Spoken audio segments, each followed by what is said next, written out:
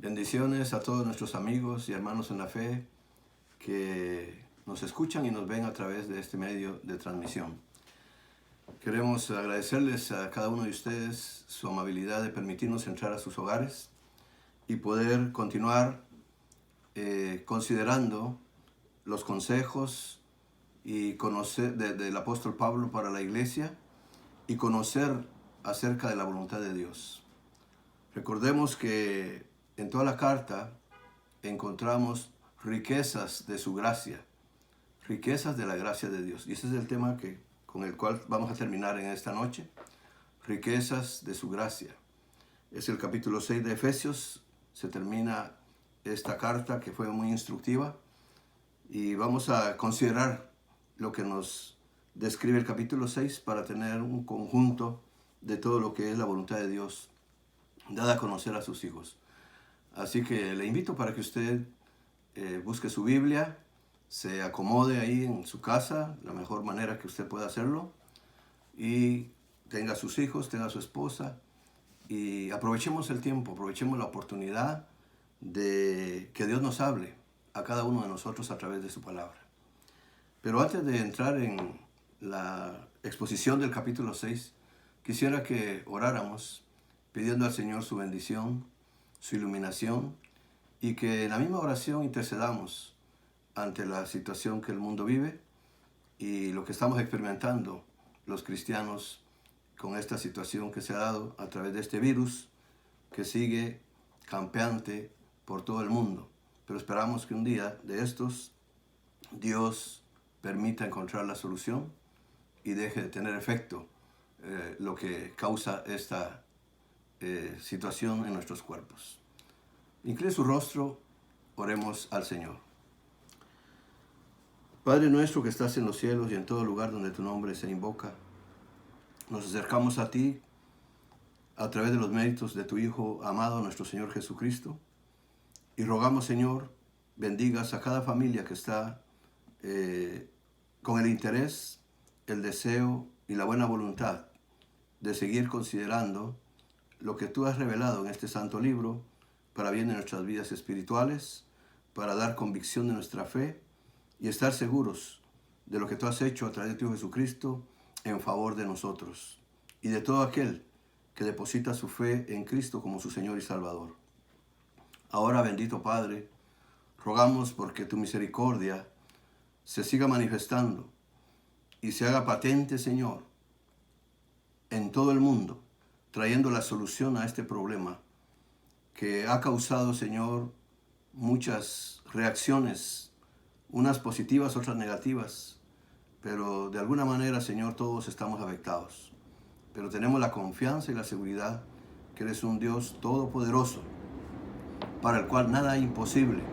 Y tú tienes también, Señor, todas las capacidades y facultades para poder hacer que este virus deje de existir, deje de tener su fuerza sobre los cuerpos humanos y poder el mundo entrar una vez más a la tranquilidad que debe tener para vivir una vida de acuerdo a lo que es la paz y la tranquilidad que debe haber en nuestros corazones.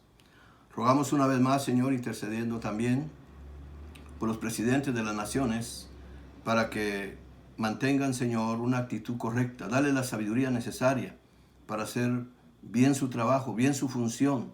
Ellos son los que dan el ejemplo, Señor, de lo que es una actitud correcta, positiva. Ellos son los que tienen que demostrar que hay confianza en ti. Ayúdales, pues, Padre, para que sean despertados a través de tu Espíritu a tener el temor que debe haber en todo ser humano ante tu presencia santa, pura y perfecta. Asimismo rogamos, Señor, porque sigas bendiciendo y supliendo toda necesidad de los médicos, de las enfermeras y todos los que asisten a las personas enfermas en los hospitales. Y Padre, sigue manifestando esos milagros de sanidad divina en todas las personas que clamen a ti, que busquen la ayuda en ti y que tú te quieras manifestar para gloria de tu nombre. Pedimos estos favores, Señor, y también te rogamos en esta hora que bendigas a tu pueblo, que nos ilumines y nos des la capacidad para entender los propósitos tuyos revelados en este santo libro, y que tu Espíritu Santo pueda obrar en nosotros a través del conocimiento que hemos adquirido para poder, Señor, seguir la transformación que tú estás haciendo en todo nuestro ser. Lo pedimos todo y lo agradecemos en Cristo Jesús, tu Hijo amado. Amén. Bien, mis queridos hermanos, vamos a considerar ahora el capítulo 6 y voy a leer los primeros 5 versículos. Dice así la palabra del Señor. Capítulo 6 de la carta a los Efesios. Dice así la palabra del Señor. Hijos, obedeced en el Señor a vuestros padres, porque esto es justo. Honra a tu padre y a tu madre, que es el primer mandamiento con promesa, para que te vaya bien y seas de larga vida sobre la tierra. A vosotros, padres, no provoquéis a ira a vuestros hijos, sino criadlos en disciplina y amonestación del Señor. Siervos, obedeced a vuestros amos terrenales con temor y también con sencillez de vuestro corazón, como a Cristo. Vamos a dejar hasta ahí la lectura. Vamos a hacer un pequeño recordatorio de lo que nos hizo saber el apóstol Pablo en cuanto a los consejos que nos dio a nosotros a través del capítulo 5. Y recuérdense que terminando ese capítulo, al final del capítulo 5, vemos que el apóstol Pablo, en sus instrucciones prácticas para la vida cotidiana, describió a la iglesia como la esposa de Cristo. Y ahí lo puede ver usted en su Biblia, en el capítulo 5, los últimos versos del 30 en adelante. Por ahí va a encontrar una alusión que él hace sobre la iglesia. Decía pues que describe a la iglesia como la esposa de Cristo. Y es interesante comparar la iglesia con la primera esposa de la Biblia. Y usted puede ir ahí a Génesis, capítulo 2, versos 18 al 25, donde Dios dice, no es bueno que el hombre esté solo, le haré ayuda idónea, y ahí y hace algo muy importante que vamos a considerar en esta hora, al recordar lo que fue la primera esposa de la Biblia. En primer lugar, recuerde que fue tomada del costado de Adán. A Cristo le abrieron el costado por nosotros en la cruz. Otra cosa muy importante, Adán dormía. Cristo experimentó el sueño de la muerte para crear la iglesia. Eva participaba de la naturaleza de Adán. La iglesia participa de la naturaleza de Cristo. Eva fue el objeto del amor y cuidado de Adán. La iglesia es amada y cuidada por Cristo. Adán estuvo dispuesto a convertirse en un pecador debido al amor que le tenía a Eva. Cristo voluntariamente fue hecho pecado debido a su amor por la iglesia. Eva fue formada y traída a Adán antes, fíjese bien en esto, que el pecado entrara en la familia humana. La iglesia estaba en el corazón de Dios antes de la fundación del mundo. Y hay una pregunta que podemos hacernos al analizar esto del misterio que dice Pablo ahí de la iglesia y de la unión matrimonial, poniendo a la iglesia como ejemplo. La iglesia, podríamos decir, una pregunta decía que surge ahí. ¿Cuál es el ministerio presente de Cristo a la iglesia? Él está santificando y purificando a la iglesia mediante la palabra de Dios, y lo hace a través de la obra del Espíritu Santo. Ahora pasemos al capítulo 6 y sigamos considerando lo que nos dice Pablo acerca de los consejos prácticos en la vida de un creyente. El capítulo 6 presenta consejos prácticos a los hijos en los hogares. Y ve aquí lo que dice el verso 1. Hijos, obedeced al Señor a vuestros padres, porque esto es justo. Honra a tu padre y a tu madre, que es el primer mandamiento, con promesa, para que te vaya bien y seas de larga vida sobre la tierra. Del 1 al 3 leí esa porción. ¿Qué dice el apóstol Pablo para ustedes, hijos, que están ahí con sus hogares, con sus padres? Dice que deben obedecer a sus padres.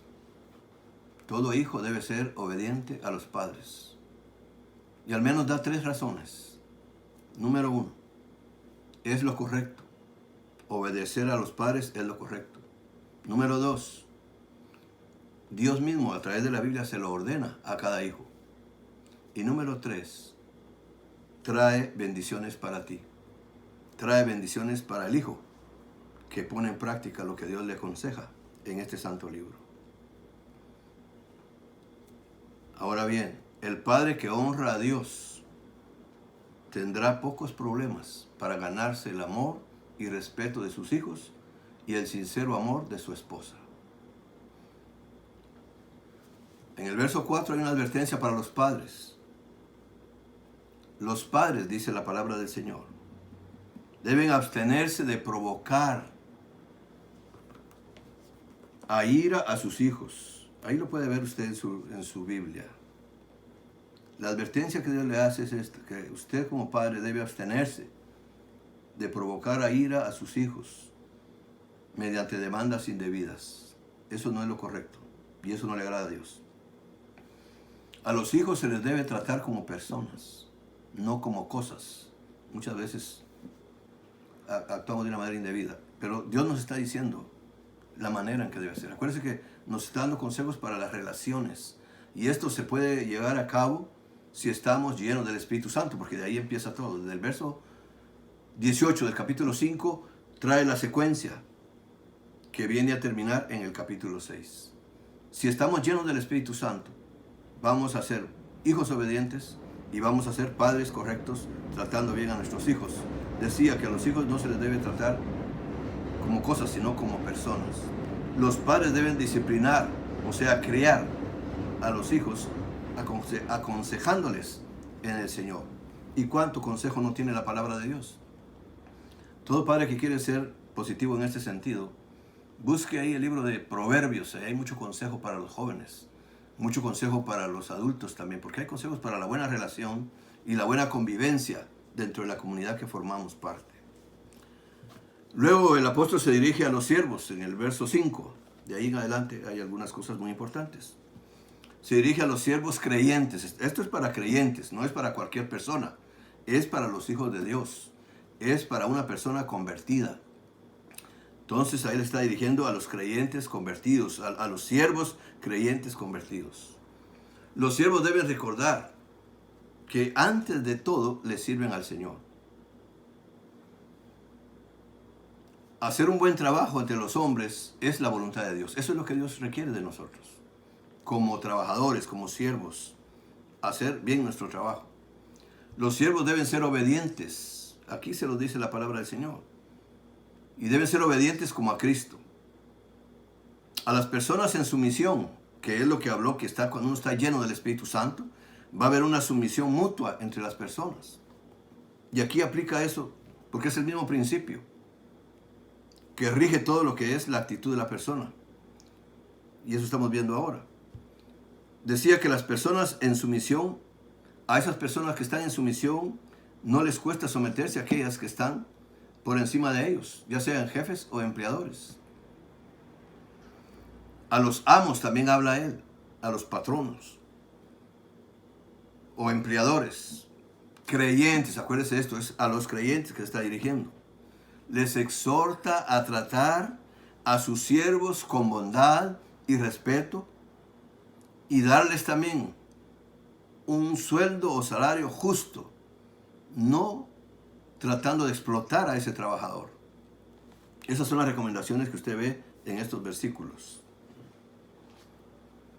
Entonces, patrones o patronos y trabajadores, debemos recordar que tenemos un amo y Señor en los cielos,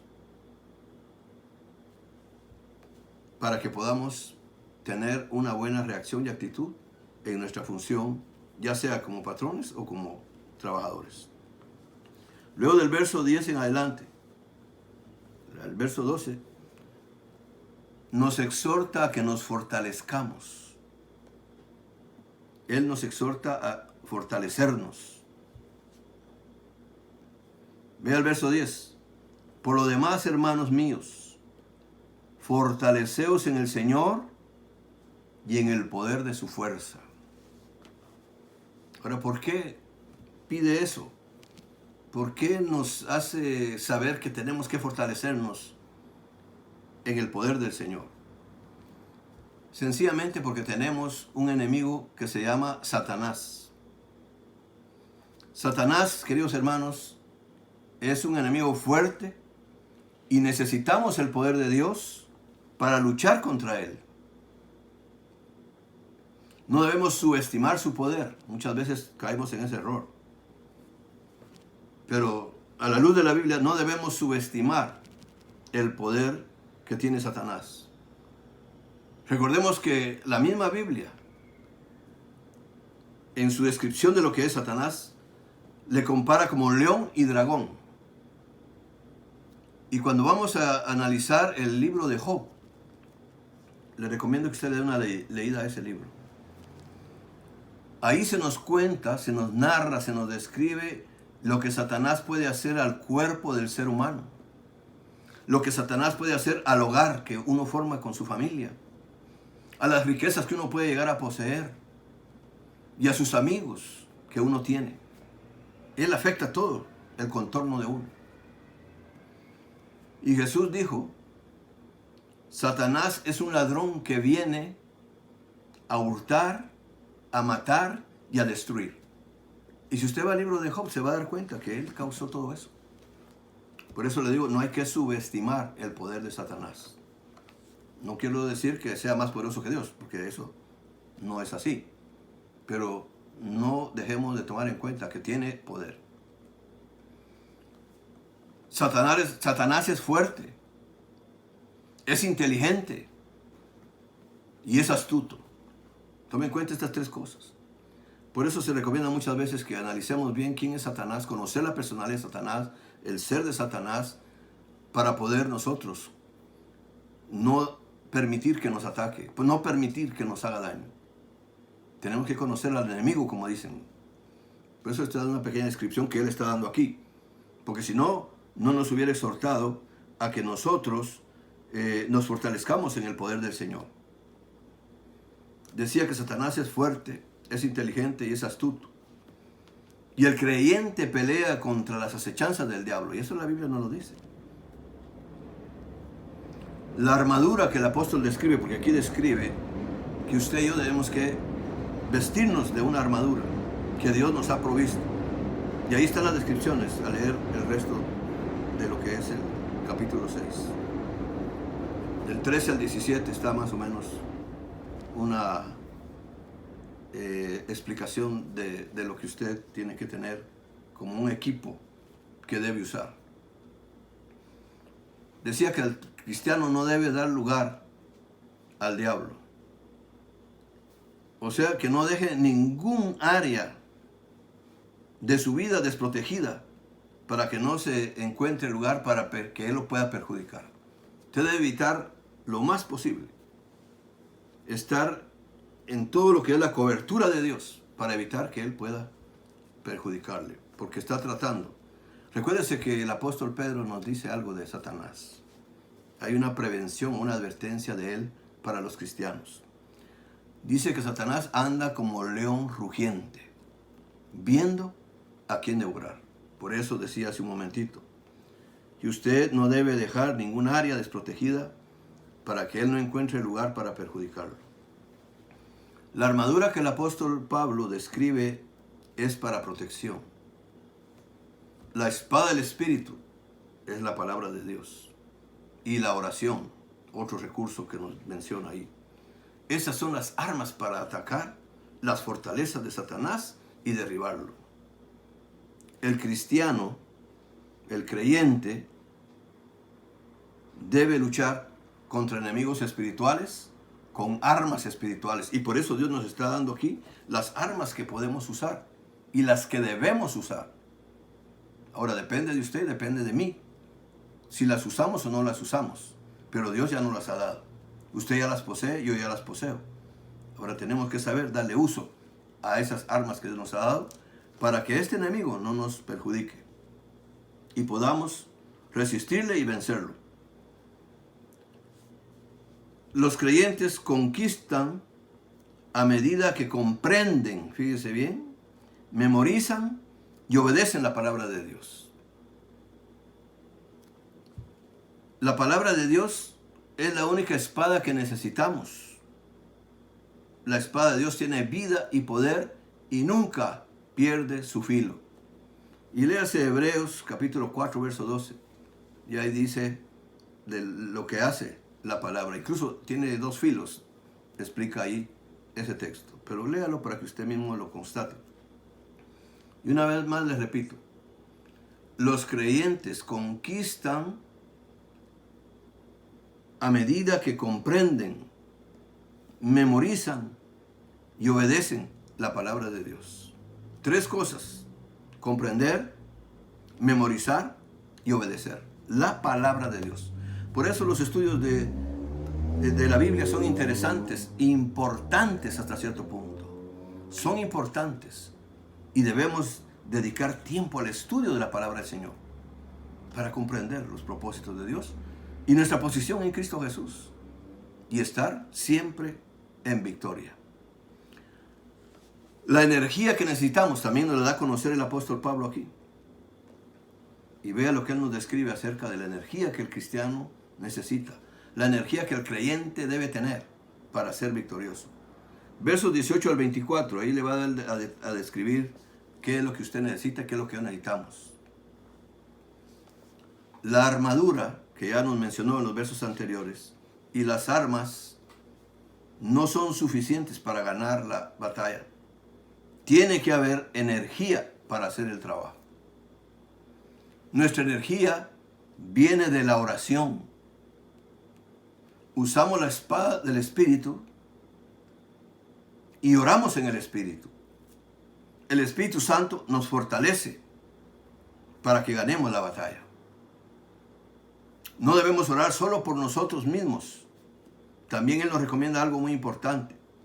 Sino que también oremos por otros hermanos que necesitan salir victoriosos. Tenemos que ayudarnos en oración.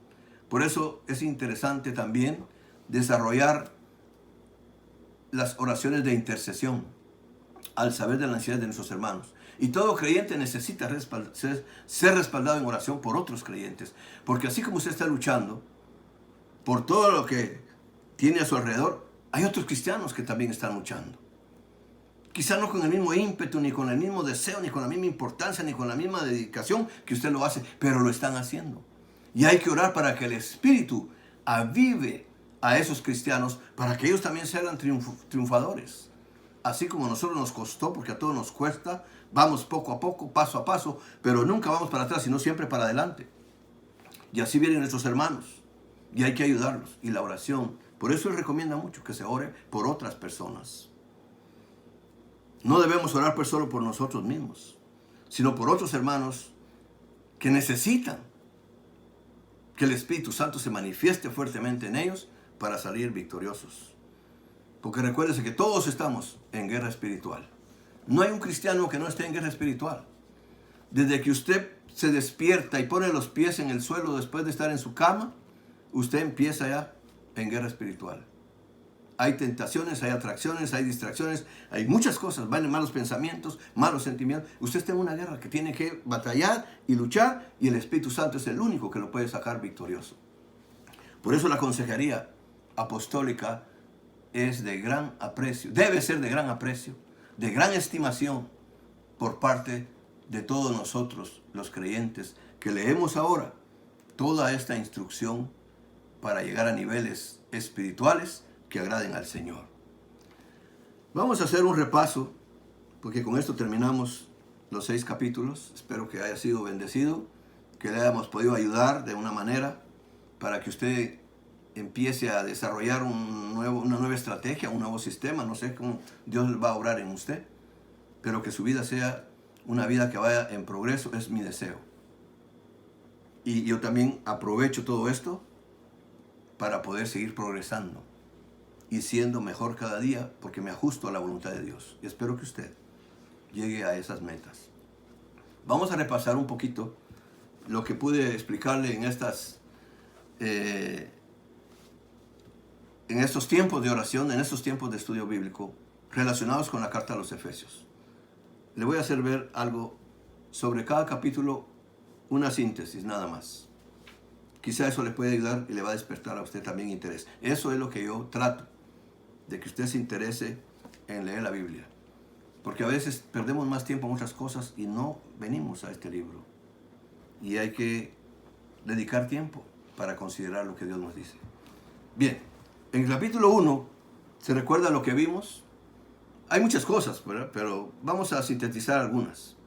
En el capítulo 1 usted pudo y puede comprobar, si gusta, volver a repasar la carta, las bendiciones que Dios le dio a usted, las bendiciones que Cristo le dio a usted, las bendiciones que el Espíritu Santo le dio a usted. Porque eso ya es un hecho, usted ya la recibió. En el capítulo 2 de Efesios, Dios demostró a usted su pasado, su presente y su futuro. En el capítulo 3, le hizo ver la necesidad que tenemos los creyentes del Espíritu Santo para comprender lo que Dios nos revela en este santo libro. Necesitamos la iluminación del Espíritu, y ahí nos lo hace ver. Acuérdese las dos oraciones que hizo Pablo en ese capítulo. Una por iluminación y otra por capacitación.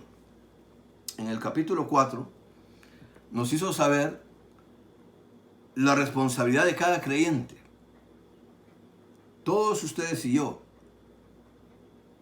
todos los creyentes, tenemos una responsabilidad delante de Dios. Vivir en unidad y vivir en pureza. Capítulo 5 nos aconseja la exhortación apostólica a que imitemos a Dios y que seamos llenos del Espíritu Santo. Dos cosas bien interesantes y bien importantes. Y en el capítulo 6 que vimos en esta noche, nos exhorta a tener buenas relaciones en el hogar, en nuestro trabajo, y que nos fortalezcamos para nuestra lucha espiritual. Espero, queridos hermanos, que esto haya sido de bendición para sus vidas y que sigamos prosperando y progresando. En medio de esta situación, nosotros tenemos riquezas de su gracia. Somos ricos en Cristo Jesús. Dios nos ha enriquecido con todas estas bendiciones que ha derramado en nuestras vidas. Y hasta nuestros hogares y nuestras familias son bendecidas, porque ese es el propósito de Dios. Les agradezco mucho su atención y el próximo miércoles, que también es una noche de oración, estaremos iniciando el estudio en la carta a los Colosenses. Es muy importante. Recuérdese que ahí Pablo va a hablar algo sobre la doctrina y vamos a tomar en consideración qué es lo que Dios quiere que sepamos y qué quiere que desechemos. Pero ruego a Dios que le siga bendiciendo y que usted siga siendo una persona que siga progresando en su vida espiritual. Que su vida cristiana sea una vida firme, con convicción, tomado de la mano del Señor. Y que sea una persona que después pueda compartir todas estas riquezas que Dios le ha dado a usted. Las pueda compartir con otras personas para que ellos también sean beneficiados como nosotros lo hemos sido. Tengan una buena noche, Dios les bendiga. Y no se olviden de interceder por otras personas y por los pastores también, porque necesitamos de la ayuda, del poder, de la sabiduría, de la dirección del Espíritu Santo. Dios les siga bendiciendo. Buenas noches.